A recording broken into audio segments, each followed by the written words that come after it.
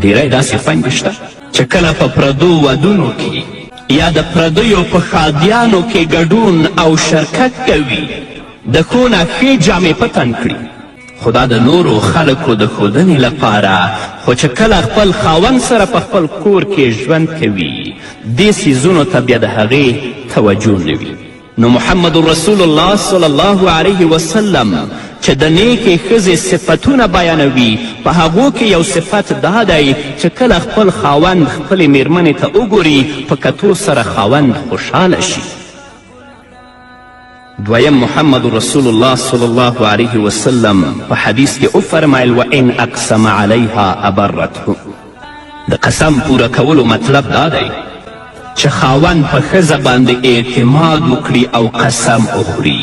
مثلا دا ووایي چې په الله قسم ته به دا کار ضرور کوې، نو د مسلمانې او نیکې ښځې صفت دا دی چې د خپل خاوند قسم به پوره کوي اگر که دا کار د دې مسلمانې ښځې د مزاج خلاف وي یا د مشقت کار هم وي.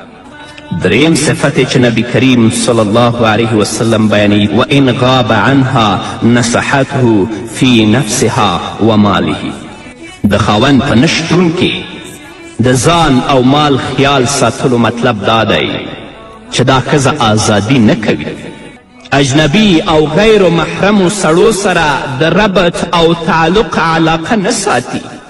تاسو به لیدلي وي او اوریدلي به هم وي ځینې خویندې شته چې کله خاوند نه وي هغه خور بیا بې پردې ګرځي، هغه خور بیا پردو سړو سره په خبرو اترو کولو کې شرم نه محسوسوي. او د مال د خیال ساتلو مطلب دا دی چې مال بې ځایه نه لګوي، اسراف نه کوي، سامان په حفاظت سره استعمالوي. څنګه چې خاوند موجود و دې اسراف نه کوه، نو چې کله خاوند موجود هم نه وي نو همدارنګه په خپل مال کې دا خیال ساتي بې ځایه یې نه لګوي.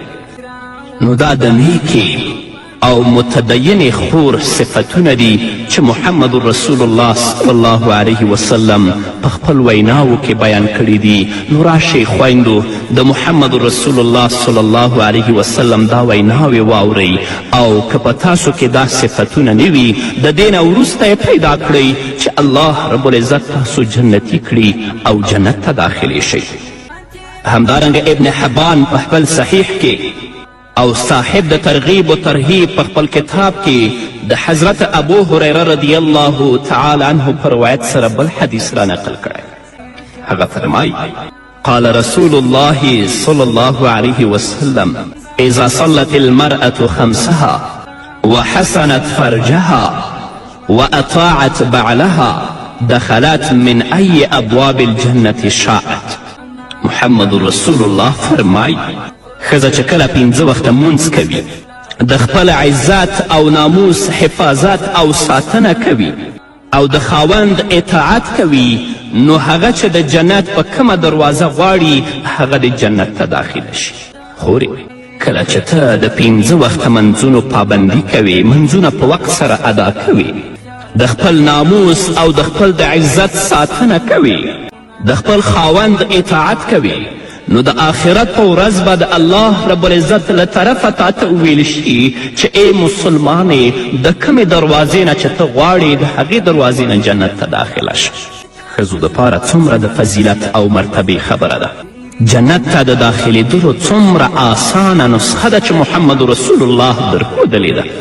عام طور باندې زموږ خویندې په منځونو کې کوتاهي کوي، اکثره خو داسې دي چې د سره مونځ نه کوي، او ځینې بیا داسې دي چې کلی کوي او کلی نه کوي، او ځینې خو بیا داسې دي چې منځونه خو کوي په وخت نه کوي.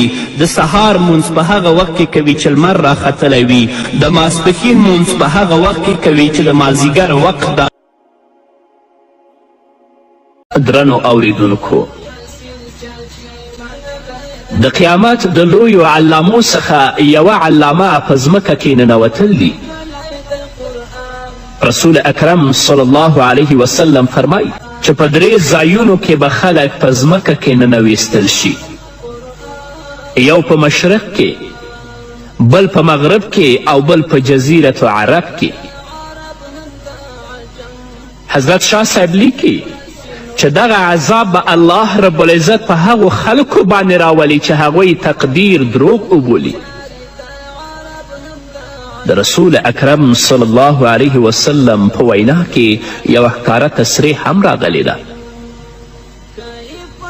د حضرت عبدالله ابن عمر رضی الله تعالی عنهما څخه روایت دی چې نبی کریم صلی الله علیه وسلم وفرمایل په دغه امت کې به په ځمکه کې د ننوتلو او د صورتونو د مسخه کېدلو پیښه منځته راشي او دغه پیښه به په هغو خلکو راشي کوم چې تقدیر دروغ بولي. دا د نبی کریم صلی الله علیه وسلم وړاندوینې دي چې د نن نه یې په سوونو کلونو مخته کړي دي، خو دا به ټول مخې ته راځي. د نبی کریم صلی الله علیه وسلم په وینا کې څه شک نشته، ځکه الله وایي وما ینطق عن الهوى ان هو الا وحی یوحى. همدارنګه د قیامت د لویو علامو څخه بله علامه له یمن څخه د اور راوتل دي. له یمن څخه به یو اور راووځي او دا اور به خلک راگیر کړي او د محشر خواته به روان کړي. ملا علی قاری رحمه الله په مرقات کې شرح د مشکات کې لیکي چې له محشر څخه د شام ځمکه مراد ده، ځکه له حدیث څخه ثابتیږي چې د شپېلۍ لوپو کولو وروسته به حشر د شام په ځمکه کې وي. او شرفی الدین رحمه الله لیکي په دغو ورځو کې چې د ځمکې په سر به یو داسې کس نه وي چې الله الله ووایي، د شام په ملک کې به امن وي. غله او دانه به ارزانه وي، لوی تجاران او که د لاس مزدوران وي ټول به خپل سامانونه بار کړي او د شام د ځمکې په لور به روان شي. کوم خلک چې نورو ملکونو ته تللي وي هغوی به هم شام ته راشي او همدلته به پاتې شي. د لږو ورځو وروسته به یو لوی اور راښکاره شي او دا اور به د خلکو پسې شي او خلک به د شام په ځمکه راټول کړي. د دې خلکو له ټولولو وروسته به اور ورک شي. د لږې مودې وروسته به خلک بیرته د خپلو وطنونو په لور مخه وکړي. ځینې خلک به نورو ملکونو ته هم لاړ شي، مګر د شام په ځمکې کې به پوره امن او آبادي وي. همدغه قیامت ته بیخي نږدې او آخري علامه ده او له دې څخه 3 یا 4 کاله وروسته به قیامت قائم شي. حضرت عبدالله ابن مسعود رضی الله تعالی عنه فرمایي، د مسلم حدیث ده چې نبی کریم صلی الله علیه وسلم وفرمایل قیامت به تر ټولو بدترینه خلکو باندې راشي. حضرت انس رضی الله تعالی عنه فرمایي قیامت به تر هغه وخته پورې رانشي تر څو چې د ځمکې په سر خلک الله الله وایي. او په یو بل روایت کې راځي چې په یو داسې کس به هم قیامت رانشي کوم چې الله الله وایي. په تیرو خپرونو کې تاسو واوریدل چې ناګهانه به الله رب العزت یوه هوا راوالوزوي چې د مسلمانانو د څنګونو سره د لګېدو وروسته به د هر مؤمن او مسلم روح واخلي او د ځمکې په سر به بدترینه خلک باقي پاتې شي. دوی به د ټولو په وړاندې د بېحیایي له امله د خرو په څیر له ښځو سره زنا کوي. په همدغو خلکو به الله رب العزت قیامت قائم کړي. حافظ ابن حجر رحمه الله په فتح الباری کې له طبري څخه یو روایت را نقل کړی دی چې قیامت به تر هغه وخته رانشي چې یوه ښځه به د سړیو په ډله تیریږي، له هغو څخه به یو سړی پورته شي او هغې ښځې سره به د بېحیایي کوشش وکړي یا په بخښنې سره د هغې لمنه به پورته کوي لکه څنګه چې د غوا یا میښې لکۍ پورته کیږي او له دې سره به زنا وکړي. د داسې حال په لیدلو سره به د دوی له ډلې څخه یو تن ووایي که چیرې د دیوال شاته په څنګ شوی وی نو ښه به وی. بیا نبی کریم صلی الله علیه وسلم فرمایي دغه کس چې دوی ته وایي چې د دیوال شاته که شوی وای دا به غوره وای د دوی په منځ کې پاک او بزرګ وي لکه ستاسو تر منځ چې ابوبکر او عمر رضی الله تعالی عنهما دي. صرف دومره چې ورته وایي چې تاسو خو په بېحیایي لاس پورته کړی که د دیوال شاته شوی وای دا به غوره وای دا به په دیو کې دومره لوی بزرګ وي لکه څنګه چې ستاسو تر منځ ابوبکر او عمر دي. حضرت عایشه رضی الله تعالی عنها فرمایي چې نبی کریم صلی الله علیه وسلم وفرمیل شپه او ورځ به تر هغې پورې ختمه نشي تر څو چې لات او عزا ته یو ځل بیا سجده ونشي.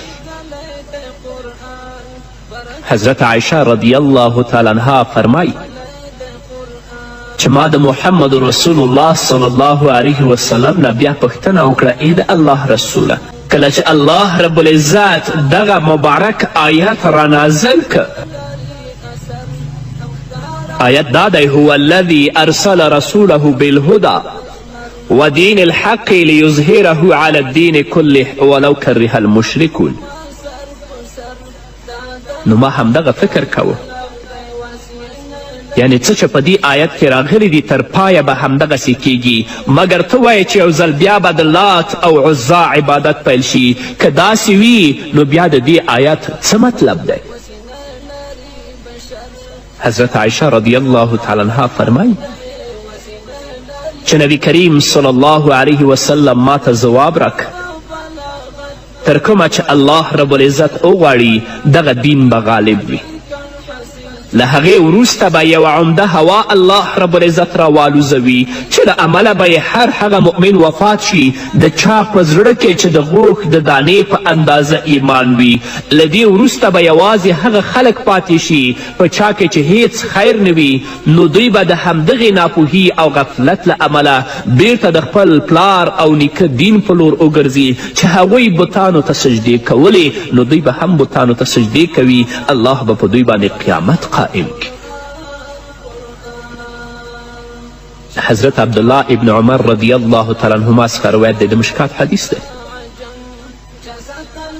چې رسول الله صلی الله علیه وسلم وفرمیل د دجال له وژلو وروسته به تر 7 کالو پورې خلک په داسې کیف ژوند کوي چې د 2 کسانو ترمنځ به هیڅ ډول دښمني نه وي بیا به د شام له اړخه یوه سړه هوا راوالوزي چې له عمله به ټول مؤمنان ختم شي د ځمکې په سر به هیڅ داسې کس پاتې نشي د چا په زړه کې چې د ذرې په اندازه ایمان وي د دغې هوا د اثر له امله به د بېخیرو او د بېدینو خلکو روحونه قبض نه کړی شي یعنې هغوی به ژوندي پاتې شي خو د مؤمن او مسلمان به تر دې حده پورې روحونه واخیستل شي که د مسلمانانو له ډلې څخه کم کس د یو غره په منځ کې په یو سمڅه کې پناه واخلي نو دغه هوا به تر همغه ځایه ورشي او د ده روح به واخلي رسول الله صلی الله علیه وسلم بیا وویل له دې وروسته به د ځمکې په سر تر ټولو بدترین خلک پاتې شي کم چې د بدو او ناکاره کارونو په ترسره کولو یو بل څخه د وړاندېوالي لپاره د سپکو مرغانو په څیر په تیزي سره الوتونکي وي او د نورو په وینه تویونه او ځان اخیستنه کې به د وحشي ځناورو په څیر اخلاق لري رسول الله صلی الله علیه وسلم فرمایي دغه ډول خلک به پاتې شي نه به خیر پیژني او نه به بدي بده بولي کله چې شیطان د دوی دا ناوړه حال وګوري نو د انسان په جامه کې به د دوی په منځ کې حاضر شي او دوی ته به ووایي افسوس تاسو څه ډول خلک شوي یاست تاسو ته شرم نه درځي چې د خپلو پلرونو او د خپلو نیکونو دین مو شاته پریښی دی هغوی به ورته ووایي نو ته ووایه چې موږ څه وکړو شیطان به ورته د بت پرستي ښودنه وکړي او هغوی به بتانو ته سجدې وکړي دوی به په همدې حال کې وي یعنی د بتانو په عبادت کې به مشغول او بوخت وي د شر او فساد کارونو په کولو کې به ورځ تر بلې پرمختګ کوي. د نورو په وینه تویونه او وژنه کې به لکه د وحشي ځناورو په څیر اخلاق کوي. دوی ته به ښه رزق ورکول کیږي او هوسا ژوند به تیروي. بیا به د لږې مودې له تیرېدو وروسته شپېلۍ پوکړه شي چې له امله به یې ټول هغه مخلوقات چې روحونه لري مړه شي. څوک چې د دې شپېلۍ آواز واوري له ویرې څخه به حیران شي. سر به یو اړخ ته ځوړندوي او بل اړخ ته به یې پورته کوي. بیا نبی کریم صلی الله علیه وسلم وفرمایل تر ټولو وړاندې چې کوم کس د دغې شپېلۍ غږ اوري هغه کس به وي چې د خپلو اوښانو د اوبو څکلو حوض رغوي. د شپېلۍ د آواز اورېدو سره به سم بېروحه شي. بیا به ټول خلک بېروحه شي. له دې وروسته به الله رب العزت یو باران وکړي. دغه باران به د شبنم په څیر وي. د دې باران له امله به ټول خلک له ځمکې څخه راپورته شي. په قبرونو کې هغه خاورې بدنونه به د الله په قدرت جسدونه شي. بیا به د دوهم ځل لپاره شپېلۍ پوکړه شي. په دې سره به ټول خلک راپورته شي. هم د مسلم حدیث دی. نو دا د قیامت هغه لویې علامې دي چې نبی کریم صلی الله علیه وسلم موږ ته په خپلو مبارکو احادیثو کې بیان کړي دي. الله رب العزت دې موږ ته توفیق راکړي چې د قیامت د راتلو نه مخکې ځان د قیامت لپاره آماده کړو تر څو الله رب العزت موږ د مؤمنانو په صف کې حشر کړي. ځکه هغه کسان چې د قیامت د راتللو لپاره آمادګي او تیاری نه نیسي الله رب العزت به هغوی د بې حیاو خلکو په صف کې حشر کوي. نور به واورو درنو اوریدونکو خو د یوې دمې نه وروسته. درنو اوریدونکو بیا هم زموږ سلامونه او نیکې هیلې ومنئ. د بخاري او د مسلم په یو روایت کې راځي چې نبی کریم صلی الله علیه وسلم وفرمیل قیامت به ضرور په داسې حال کې ناګهانه راشي چې دوو کسانو به په خپلو منځونو کې د پلورلو او پیرودلو لپاره د رختونو تان خلاص کړی وي. دوی به لا خبره نه وي پخه کړې او ټوټه به یې نه وي ټوله کړې چې قیامت به راشي. رسول الله صلی الله علیه وسلم بیا وویل البته قیامت به په داسې حال کې راشي چې یو کس به د خپلې اوښې څخه د شیدو لشلو لپاره روان وي مګر اوبه یې نسکي. یعنی دومره ژر به قیامت پرې راشي او یقینا چې قیامت په داسې حال کې راځي چې انسان به خپل حوض جوړوي خو تر اوسه به یې خپلو څارویو ته اوبه نه وي ورکړې چې قیامت به راشي. رښتیا هم درنو اوریدونکو قیامت به په داسې حال کې راشي چې یو کس به خپلې خولې ته د ډوډۍ کپ وړاندې کړي مګر اوبه یې نه خوري. یعنې خولې ته به یې د ډوډۍ لمړۍ پورته کړې وي تر څو چې هغه وخوري. په ده به قیامت قائم شي. هغه د خپل خوراک لپاره چې کومه مړۍ پورته کړې هغه به هم خولې ته وړی ونه شي. مطلب دا دی لکه څنګه چې نن سبا خلک په دنیوي کارونو کې بوخت دي همدغسې به هغه وخت هم خلک په کارونو کې بوخت وي چې الله رب العزت به پرې قیامت راوړي. لکه څنګه چې الله رب العزت په خپل مبارک کلام کې په سورت انبیا کې فرمایي بل تأتیهم بغتة فتبهتهم فلا یستطیعون ردها ولا هم ینظرون. قیامت به په ناڅاپي ډول ورباندې راشي او دوی به داسې یو دم ونیسي چې دوی به نه د هغې مخنیوی وکړی شي او نه به دوی ته یوه شیبه مهلت ورکړی شي. د قیامت نښې الله رب العزت خپل رسول صلی الله علیه وسلم ته ښودلې وې تر څو دا په خپله ژبه انسانانو ته ورسوي. خو دا چې قیامت به کله وي دا وخت یې په خپله رسول الله صلی الله علیه وسلم ته هم نه دی ښودلی. خو د ابن ماجه او د امام احمد رحمه الله په مسند کې داسې راغلي چې قیامت به د جمعې په ورځ وي.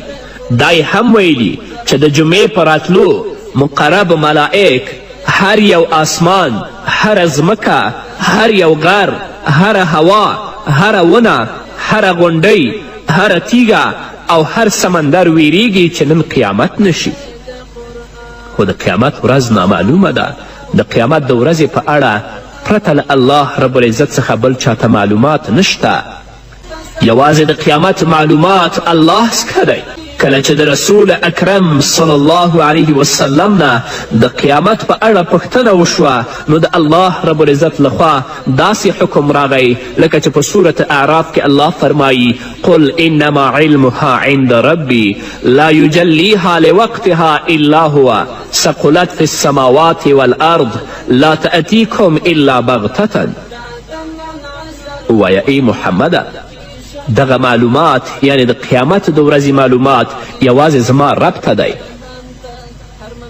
الله رب العزت به په خپل وخت را څرګند کړي په آسمانونو او ځمکه کې به هغه سخت وي هغه به پر تاسې په ناڅاپي ډول راشي. نو درنو اوریدونکو الله رب العزت په قرآن کریم کې قیامت په بیلابیلو نومونو سره یاد کړی دی، کله په یو نوم او کله په بل نوم، په دې خاطر چې انسان یې راتللو ته تیاری ونیسي او په غفلت کې د پاتې کېدو له امله ځان د دوزخ وړ ونه ګرځوي. هر کله چې یو انسان د قرآن کریم مطالعه وکړي او قرآن کریم تلاوت وکړي نو ډیرې ګټې ترې پر لاس راتلی شي. یوه ګټه دا ده چې خلک د قیامت له حیبت او ویرې نه خبریږي. انسان او پیری په دې پوهوي چې دا دنیا له منځه تلونکې ده او یوه داسې دنیا راتلونکې ده چې په هغې کې به ستاسو تلپاتې ژوندون وي. نو ای انسانانو او پیریانو دغه دنیا خپل اصلي هستوګنځای مه ګڼئ. د نبی کریم صلی الله علیه وسلم په یو حدیث کې راځي کم انسان چې د قیامت لپاره تیاری نه کوي نو د قیامت په ورځ به الله رب العزت د بې حیا انسانانو په قطار کې راپورته کوي. څومره لوی تاوان که انسان پوه شي نو له دې نه غټ تاوان نشته چې د ټولې نړۍ په وړاندې د یو تن د داسې کسانو په منځ کې راپورته شي چې هغوی په دې دنیا کې د الله رب العزت او د الله د رسول صلی الله علیه وسلم د امرونو لاندې ژوند نه وي کړی بلکې د خپلو خواهشاتو مطابق ژوند یې تیر کړی وي.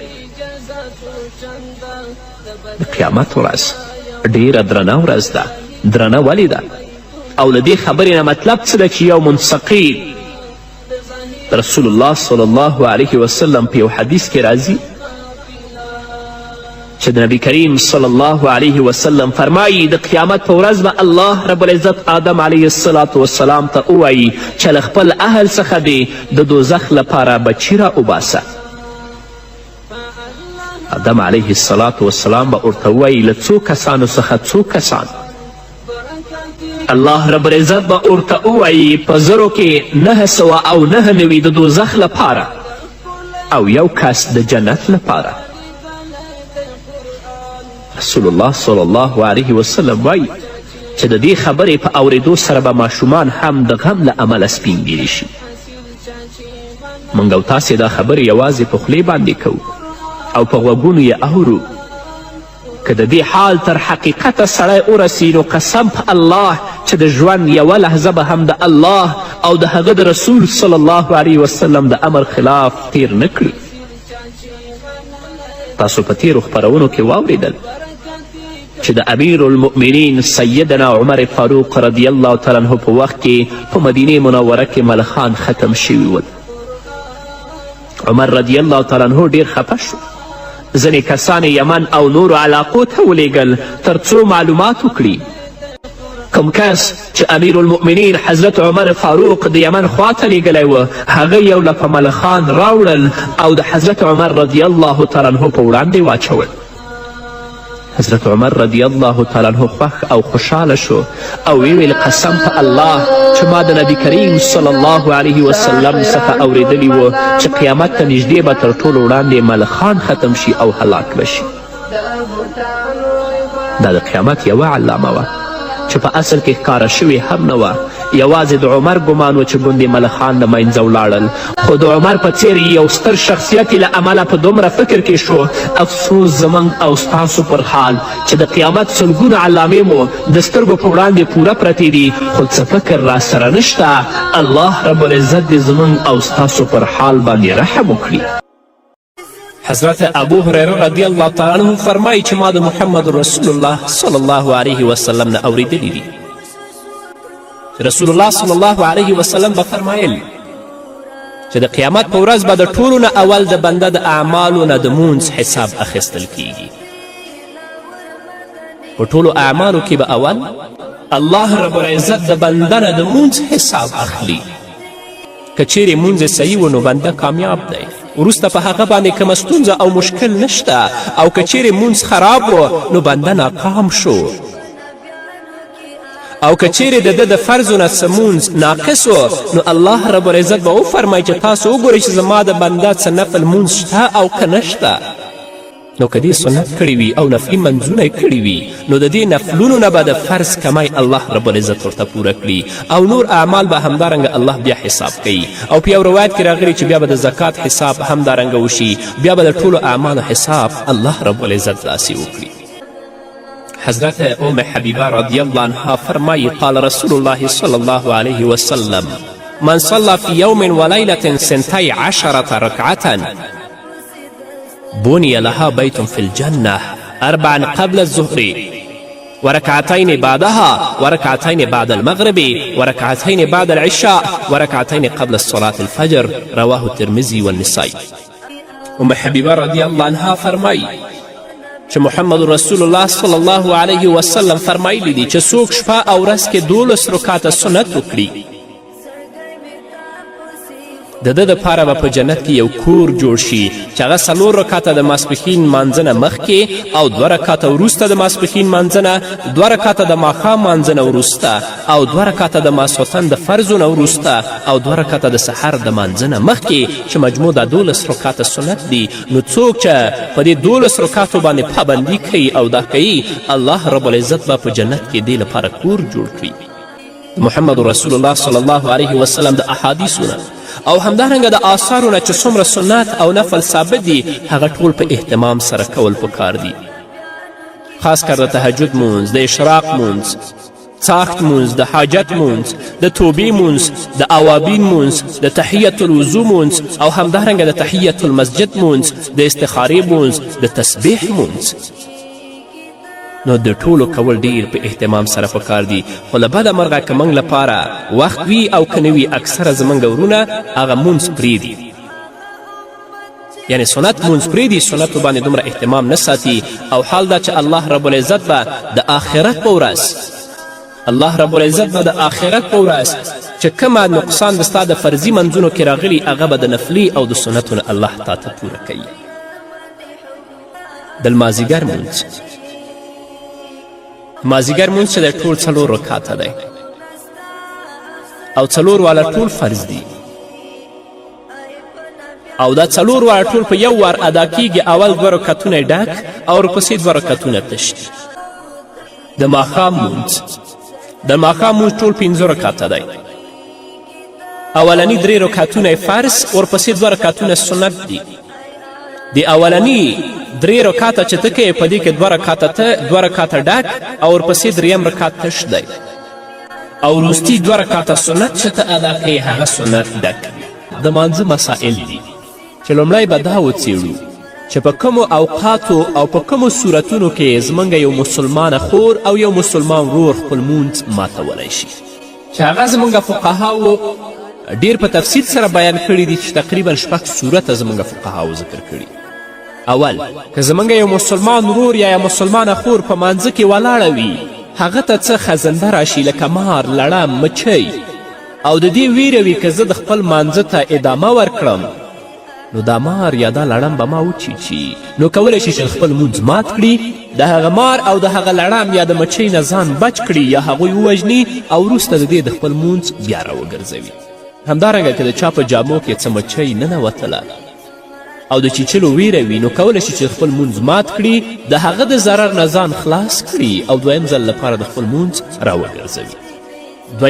دویم هغه صورت دی که چیرته په یو کور کې زموږ یو مسلمان ورور یا یو مسلمانه خور په مانځه باندې ولاړه وي او هغه کور ته د سپي یا همدارنګه د پیشو یا د نورو ورانکارو د راتللو ویره وي چې هلته خوراکي توکي یا خوراکي شیان به وخوري، یا په مانځه کې ولاړ وي خو کوم قیمتي شی د دې له یاده وتی وي چې د هغه د غلا کېدو یا د ورکېدو ویره وي، نو په دغه صورت کې هم د خپل مونځ ماتولی شي، د مونځ ماتولې پروا نه لري او وروسته د دې کولی شي چې د خپل مونځ بیا راوګرځوي.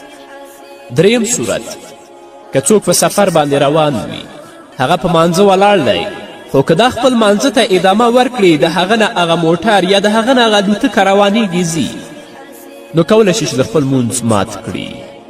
که وخت ورته پیدا شه نو مونځ دې په وخت کې وکړي، او که نه و د دې مانځه قضایي هم راوړی شي.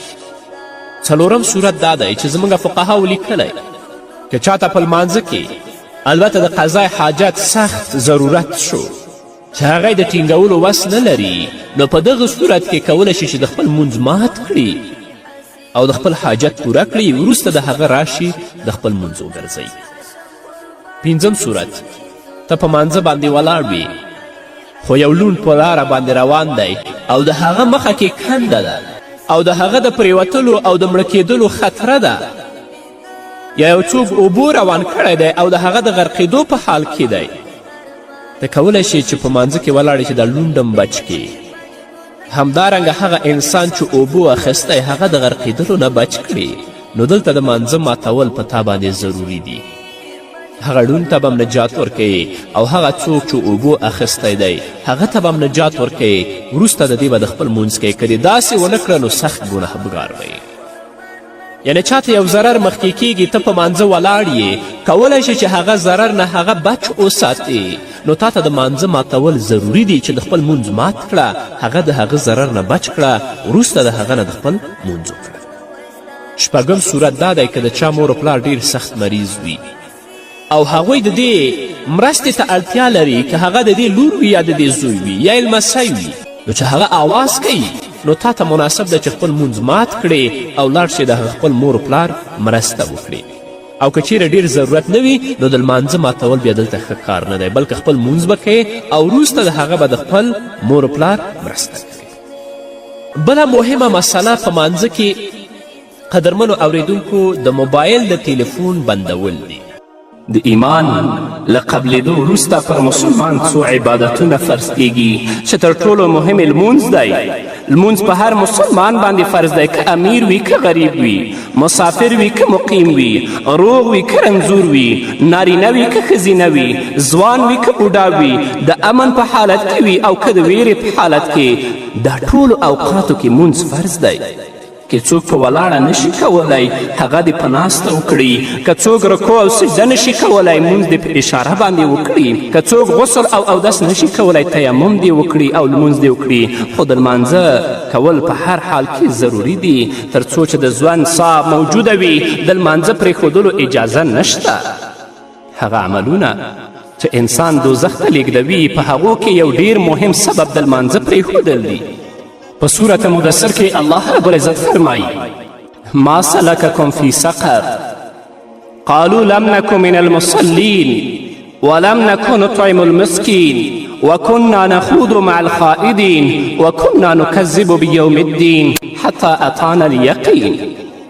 هلته به د جهنمیانو نه پوښتنه وکړي تاسو کوم عمل دوزخ ته اچولی یاست؟ دوزخیان به ووایي موږ نه وو لمونځ کوونکو څخه، یعنې په دنیا کې موږ مونځ نه کوه او نه مو مسکینانو ته خواړه ورکول، او موږ به له خوشې بحث کوونکو سره په چټي بحث مشغوله وو، او موږ به د قیامت ورځ دروغ بلله تر څو چې موږ ته مرګ راغی. د قیامت په ورځ به تر هر څه وړاندې د لمانځه پوښتنه کیږي. که د چا د لمانځه حساب سم وښود هغه به بریالی وي، او که د لمانځه حساب خراب و نو له سختې ناکامي او ناهیلي سره به هغه مخامخ شي. رسول الله صلی الله علیه وسلم فرمایي هغه عمل چې انسان کفر او شرک ته ګډوي هغه د لمانځه پرېښودنه ده. همدارنګه رسول الله صلی الله علیه وسلم فرمایي څوک چې لمونځ په پابندي سره کوي نو لمونځ به د هغه لپاره د قیامت په ورځ نور، دلیل، برهان او د خلاصون سبب وګرځي، او څوک چې لمونځ نه کوي د هغه حشر او پاڅون به له فرعون، حامان او ابی بن خلف سره وشي، او هغه لپاره به نور، دلیل او د خلاصون سبب هم نه وي. نو راشئ قدرمنو اوریدونکو مسلمانانو ورونو او خویندو چې د لمانځه پابند شو، چې دا زمونږ مونځ زمونږ لپاره د خلاصون سبب وګرځي، او که خدای وکړه موږ بېلمازي اختیار کړه لمنځونه نه کول، نو دا عمل به د دې لامل شي چې موږ جهنم ته وصل کړي.